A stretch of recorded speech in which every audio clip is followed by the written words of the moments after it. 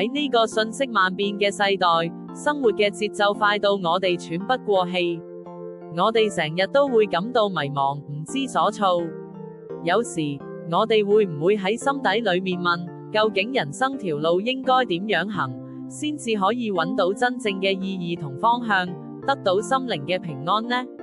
其實，創造我哋嘅天父，早已經為我哋預備咗一條又闊又光明嘅道路。聖經利未記26章12節，神親自應許我哋，我必喺你哋中間行走，我要作你哋嘅神。呢句說話，就好似黑夜之中嘅一盞明燈，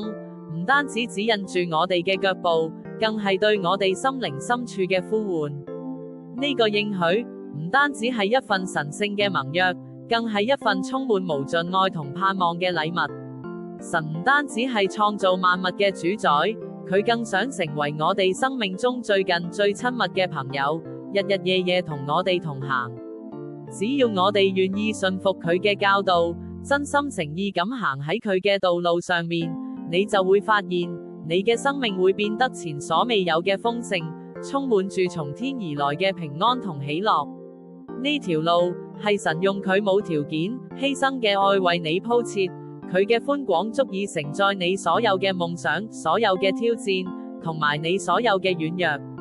你會感受到佢無時無刻無微不至嘅眷顧同祝福，永遠唔會孤單，因為佢應許咗要永遠作你嘅神。